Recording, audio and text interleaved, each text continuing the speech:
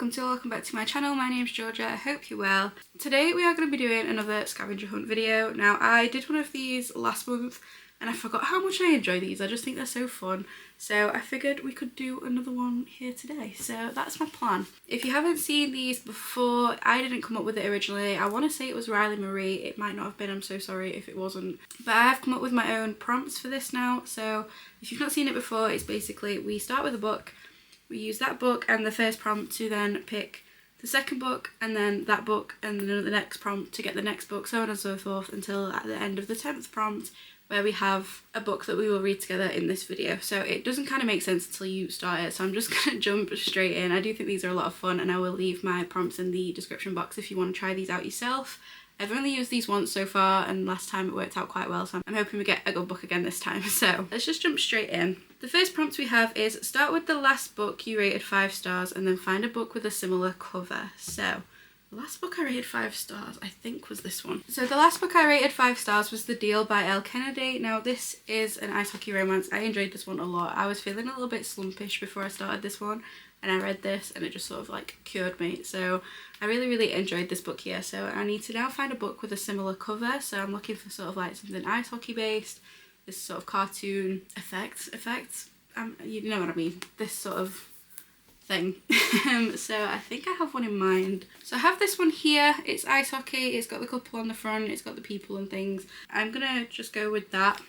I don't have many other ice hockey ones with the people on the front, so I think this is a pretty good go-in. Let's do that. I still haven't read this series yet. I think once I've finished with these ones, I'm going to start on these ones because these look like a lot of fun and I've heard so many amazing things. So let's move on to prompt number 2. So prompt number 2, add the last page numbers together, then find a book with that many letters in the title. So I'm going to go to the last page in this book. I'm going to try my best to not get any spoilers. So I go to literally the last page of the book, so there's coming soon and there's acknowledgements, and I don't include any of that, I just use the last page of the actual book. And we have 422, so 4 plus 2 plus 2, so I need a book with 8 letters in the title. Let's get counting. Okay, so I've got Mile High by Liz Tom Ford, so this has 8 letters in the title, so we're going to use this book and the next prompt to get the next one. I have read this one as well and I really enjoyed this book. So prompt number 3, list some of the tropes in this book and then find a book with similar tropes. Now I don't know why, I always find this quite difficult. I've read it, I know what the tropes are, so that worked out nicely, but for some reason my brain just can't do this bit. So we're gonna give it a go. So this is a sport romance, it's workplace, so she is an air hostess, he is one of the ice hockey players. So we have this sort of like high-end, very big city life, famous, all that sort of thing. So it's forbidden, she's not allowed to date anybody on the team. So I need to find something else that's sort of like forbidden romance type situation. I can do that, let's do that. I'm gonna go for Live, Wrench, Love by Emma Lucy. So this is a workplace romance. It is sort of country, so it's small town rather than big city, but our main female character is an influencer. She's big on social media and things, so we still have that element of being known. So I'm gonna go for this one as a similar trope sort of vibe. It's obviously still quite different, but still got some of those similar tropes in there. It's workplace, there's that dislike to begin with, but a lot of like banter and things, so I think that's a pretty good match. I'm gonna go with that. Prompt number 4, reverse the page count, then find a book with a similar number of pages. So again, I go from the end of the actual book, not all the extra bits at the end. So the last page. So we have 357, so we're looking for a book with 753 pages. Let's go for some big fantasies, shall we? That's 800, far too big. 750, 753, why not?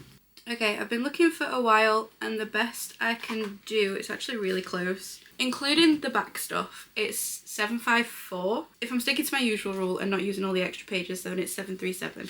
But the book itself, all the pages, is 754. So I'm going to use this one. I feel like that's the closest I've ever really been. So we have The Ashes in the Starcast King by Krista Broadbent. This is book 2 in the Crowns of Nyaxia series. It's the Nightborn duet. I still haven't read this because of how many pages it is. I absolutely devoured book 1. I rated it 5 stars and I really want to continue with this series. I've read book 1 and I've also read book 1.5, which is Six Scorched Roses. I love Carissa Broadbent's writing. I love her storytelling. I love this series. I like literally didn't have a bad note about book 1. So I really need to get over myself and just pick this up because I also want to pick up the next duet because I know who that's about and I really want to read it. So I need to just go with myself and jump into this because it's going to be so much fun, and I know it is. For now, this is the next book that we're going to be using. Okay, so prompt number 5 is find a book published in the same year. So let's go to the beginning. This book was published in 2023. I just got sucked into the dedications and things. You never know, it might motivate me to pick it up at some time in the near future. So yeah, this book was published in 2023, so I need another book published in the same year. So let's have a nosy. You say this was 24. It's 24. I thought it was 2022. That surprised me. 2019 anyway. That was 2019. I could have swore that was sooner than that. 2023. Okay, we have Love Redesigned by Lauren Asher. This was also published in 2023, another one that I've read and really enjoyed. So let's see what our next prompt is. Okay, oh, that worked out quite nicely again. List the tropes from this book and then pick a book with opposite tropes. So I do think we've got another workplace romance, if this is the one I think it is. I always get book 1 and 2 confused. So this is another workplace romance. It is also sort of a enemies to lovers. They are both sort of like interior designers from this really small town, and they end up sort of like having to work on this same property, and like they have such different tastes and things, and it's really fun. So we've got a workplace romance, we've got enemies to lovers. Maybe we could think of sort of like a soulmates one. I feel like all my fantasy ones would also be enemies to lovers because I feel like that's such a popular one with fantasy romances. I'm gonna go for sort of just like a soulmates one. So we're looking for opposite tropes. So not workplace, soulmates is what I'm going for. I'm gonna go for Happy Place by Emily Henry. So there are very, very different vibes. This is sort of like all friends going on this same holiday, sort of. They are definitely soulmates, so they've been together a while, they broke up, they end up getting back together. It's sort of that soulmates vibe. So this is my very loose opposite tropes. Like I said earlier, I really struggle with the trope ones. I feel like they're very hit and miss. You get really easy ones or you get quite difficult comparison ones. So this is what I'm going to go with. So I'm going to go with Happy Place by Emily Henry. Okay, so our next prompt, so prompt number 7, is go to the first word, count the number of letters, and then find a book with a similar number of pages, so times 100. So we're going to go to the first word in this book, which is happy. So I'm looking for a book with around 500 pages. So happy, 5 letters, times 100, 500. So we're looking for a book with around 500 pages. We have got Shield of Sparrow. This has got 511 pages. I love how pretty this one looks on camera. I don't feel like it looks that good in person, but on camera it shines so nice. This is going to be our next book. So this has around 500 pages. Let's go on to our next prompt. So that we're looking at prompt number 8. Find a book with a similar current scheme to your current book. Well, that's a bit difficult. Okay, so we've got the black, we've got green around the edges, we've got the browns and the golds, we've got a little bit of pink in there. Okay, I feel like we've got a bit of an awkward colour scheme to work with on this one. I feel like side by side these work quite nicely. They are probably more of like a similar cover than a similar colour scheme, but they've both got that sort of like gold metallic foiling. They've got the green, the pinks. They've also got the orange in the middle of the flowers and in the gem and the crown. So I'm going to go with this. Not the best effort, but I think they definitely have a similar colour scheme. Okay, so we now have Metal Slinger by Rachel Schneider. I really, really enjoyed this book. This book does actually have its own video. I read this not that long back, so I'll link it up at the top for you guys. Let's move on to our next prompt. So prompt number 9. Find a book with the same number of letters in the title. So 1, 2, 3, 4, 5, 6, 7, 8, 9, 10, 11, 12. So we're looking for a book with a 12-letter title. Let's go and have a nosy. I have Straight to Me by Emily Catlow. I absolutely love this book as well. This is an MC romance and this entire series is just incredible. If you're looking for a good MC romance with a lot of spice, a lot of like emotional trauma, I highly recommend this series. It's so good. Such an amazing found family as well. So I definitely recommend these. We are now on to our 10th prompt. So our 10th one is find a book that's title or author name starts with the same letter as your current book's title. So I'm looking for a book that's title or author starts with the letter S. Let's have a look. I do think I'm going to have a few options for S actually. I feel like that one's relatively common. I definitely have options. So I've got like Scarred by Emily McIntyre. That's the next book in that series that I want to read. I could start Spark of the Everflame. Another option. A Court This Cruel and Lovely by Stacey Stark. That is definitely an option. I have options. I have a lot of options. I could read Siege and Storm. That is the second book in the Shadow and Bone series. I could start Throne of Glass. Sarah J Maas. I could absolutely start that. I could read the next book in the Ruthless Boys of the Zodiac, Susanna Valente, S. There are so many options for this, oh my god. Okay, I feel like I need to narrow it down. I've definitely looked at the fantasy ones. Stephanie Garber as well. Oh, we have so many options here. This is great. Oh, this is almost too many options. I feel like usually with these I end up with like an option of 2 books. But with this I have loads. I have so many options I could read right now. Okay, I'm feeling fantasy, so let's not even look at the books behind me. Let's just stick with fantasy. I don't think I want to read Disney. I don't want to read a Disney retelling right now, I don't think. Do I want to start Spark of the Everflame? I don't think I'm ready to start that just yet. I could also read Shatter Me by Tahira Mafe. That I feel like has crept up a few times and I haven't done it yet. I do have a Stephanie Garber book on my TBR for this month, so I do feel like that would be a well-behaved choice. Do you know what I mean? Like, I feel like that would be a very good way to, you know, keep on top of my TBR. I actually get my TBR read this month, so do we do that? I think I'm going to be good. I think I'm going to read off my TBR, and this is a book that I, again, have been putting off for the longest time and really wanted to get around to, so this might be the perfect opportunity to read this book. So this is Once Upon a Broken Heart by Stephanie Garber. For as long as she can remember, Evangeline Fox has believed in happily ever after until she learns that the love of her life is about to marry another and her dreams are shattered. Desperate to stop the wedding and heal her wounded heart, Evangeline strikes a deal with the charismatic but wicked Prince of Hearts. In exchange for his help, he asks for 3 kisses, to be given at a time and place of his choosing. But after Evangeline's first promised kiss, she learns that bargaining with an immortal is a dangerous game, and that the Prince of Hearts wants far more from her than she pledged. He has plans for Evangeline, plans that will either end in the greatest happily ever after or the most exquisite tragedy. I'm intrigued. I haven't read anything by this author before. I've heard a lot of very good things about this series. She's recently released, I want to say, The Alchemy of Secrets, which is her sort of like older adult, not YA sort of series. So this one is her YA one. I've heard a lot of very good things about the series as a whole, and that especially towards the end it is extremely heartbreaking, so I'm definitely looking forward to getting into this one and giving it a go. So I guess this is the book that we are going to be reading together in this video. I'm intrigued. I also think it's really pretty. I like the gold foiling. I like when they have foiling on the covers of books that just sort of like sparkle really nice when they catch the light. I guess we just crack on. Let's jump straight into this read. So we are going to be reading Once Upon a Broken Heart by Stephanie Garber. Let's go.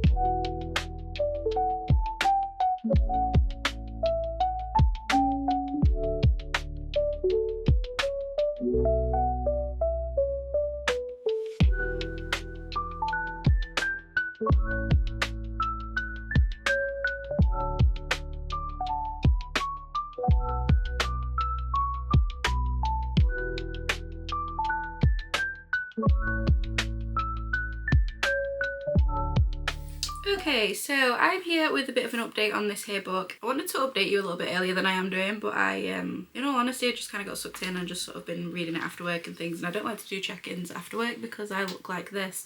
I don't wear makeup to work. They're lucky if I've washed my hair. So I haven't been updating you guys very much, which is very bad at me. I am on chapter 38, which is page 268, so I am a good chunk of the way through this book. I am here.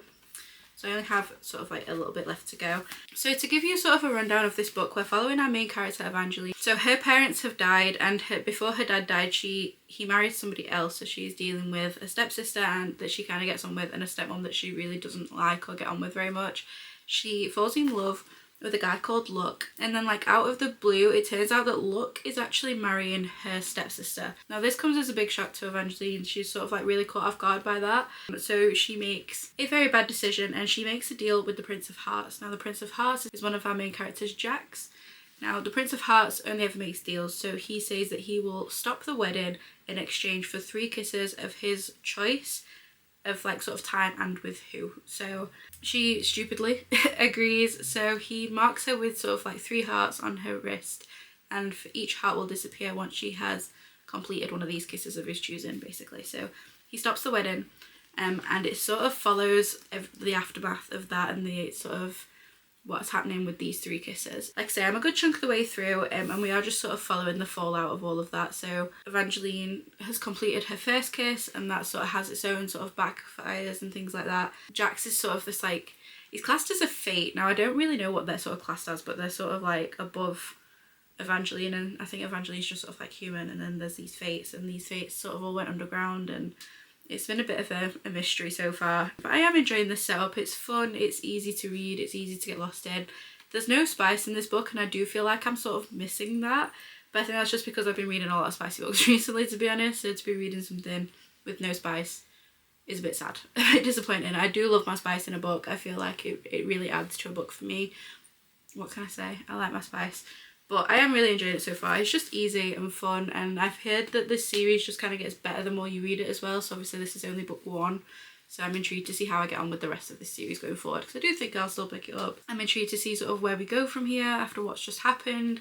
There was like a bit of an event that happened in part 2 that's kind of, it's brought up a lot of questions for me, so I'm really looking forward to seeing sort of how this wraps up and how this plays out. I'm hoping to get a lot of this read tonight, and then also if I don't get it finished tonight, I'm off tomorrow, so I'll be finishing it first thing tomorrow morning. It's fun, it's easy, it's YA, it's easy to get lost in, it's a really easy world. I don't really want to explain any more on what actually happens, because I feel like anything I tell you is a massive spoiler to this one, to be honest. So I feel like there's not a lot of updates I can really give you other than that. I am enjoying it. It's sitting probably around a 3-star at the moment. Like I say, it's nothing mind-blowing, but it's just nice and easy. So I am enjoying it. It was a good fun one to read, because I feel like I've been reading a lot recently, so this has just been a very nice, easy, take your brain out book. So yeah, I will probably see you tomorrow morning when I actually finish this one, because I will not be filming anymore looking like this, because I look like shit. So that's that. So I'll see you tomorrow, hopefully looking better than this and slightly more awake and with final thoughts on this here book. So I will see you in the morning.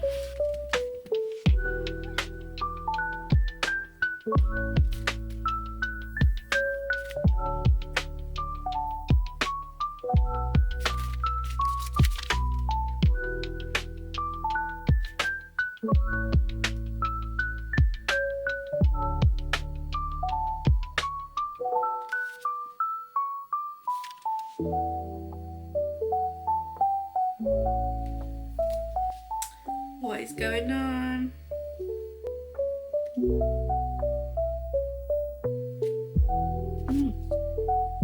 It's all falling into place now.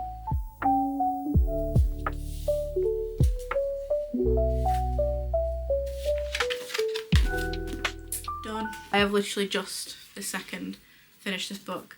I really enjoyed the ending of that. I feel like I was a bit lost in the middle and a bit like unbothered, but the ending of that was actually really clever, and like how it's all wrapped up was really interesting. I'm really intrigued to see where this story goes, to be honest. I were thinking sort of halfway through this book that I'm not too bothered, and that like it's probably not going to be a series I jump straight into the rest of, but like I really enjoyed how that book ended, and I've heard that this series just gets better with each book, so I do think I will definitely be continuing this series on. That was so clever. The twists and turns at the end there were so good. I feel like throughout this entire book it's like, you can trust this person. No, don't trust this person. You can trust this person though. No, actually don't trust that person.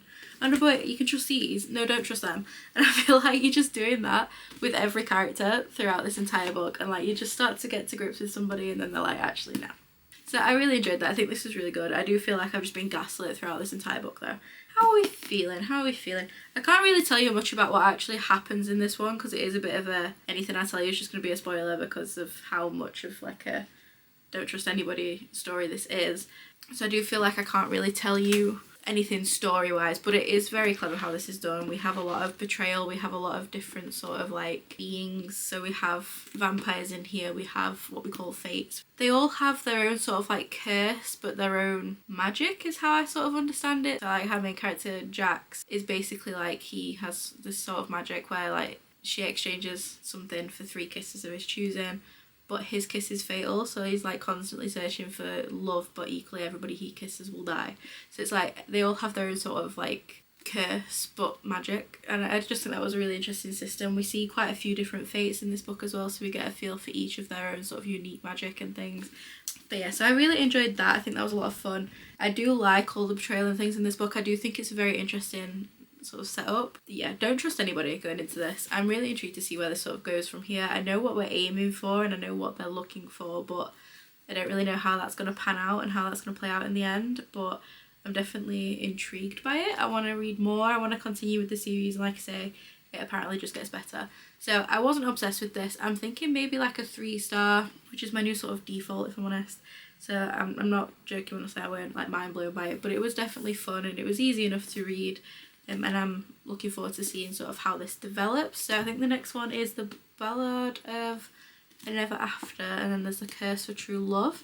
So we'll have to see how this goes going forward. But I also like that in this there's sort of like spell magic as well, so like spell books and ingredients. And we also have, which I don't actually know if I've showed you any of or not, like newspaper clippings in this book. As we go through like the story, you get newspaper clippings of sort of like the big things that have happened so far.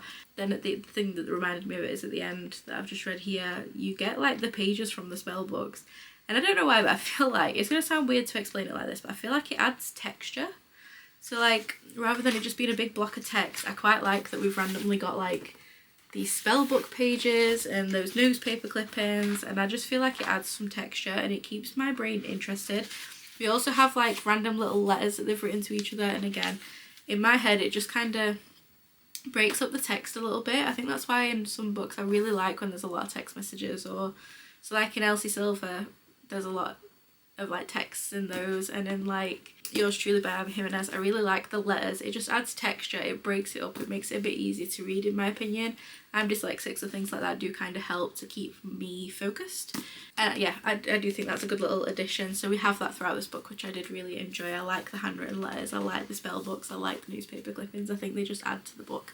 So I'm going to stop rambling. I've also noticed I'm like cutting my head off, aren't I? But oh well, it's too late now. I'm going to leave this here. So I did enjoy this one. This is a fun little scavenger hunt, and I do think I probably wouldn't have ended up picking this book up if it weren't for doing the scavenger hunt, which is why I enjoy doing these so much. I do feel like you end up with sort of different reads that you probably wouldn't gravitate towards, and this is a very good example of that. This is the first time I think I've got to the end and been like, I don't really want to read that, but I guess we'll read that, and I did end up enjoying it. So I do feel like scavenger hunts are really good fun. So if you've not done any, I do recommend giving them a go. Like I say, my questions will be in the description box below. Even if you're not doing any videos or anything, I used to just do these randomly all the time. I just think they're really fun. If you can't choose something to read, just do a quick little scavenger hunt. It gets you looking at all your books, it gets you more familiar with them, things like that. But especially with like the trope ones, and just reading some of the tropes that are in these books and going on to another one, I think it just familiarises yourself with your bookshelves and gets you to like a bit more knowledge on each of the books that you're reading. So I just think that's a really fun way of doing it. But I'm going to start rambling on. I did enjoy this one. I'm going to settle on a 3-star, I think. So a good book. I did enjoy it, just weren't sort of mind blown by it. But I am definitely going to be carrying on with the series and seeing sort of what happens next. So I love a scavenger hunt, as we know, so I think this was a very fun little episode of this. So that is everything for this video. If you enjoyed it, don't forget to like, comment, subscribe, all that fun stuff. And as always, my social media, my Amazon, my Goodreads and my business email, and my questions for my scavenger hunt will all be in the description bar below. I really hope you enjoyed this video. Thank you so much for watching. Take care. Bye.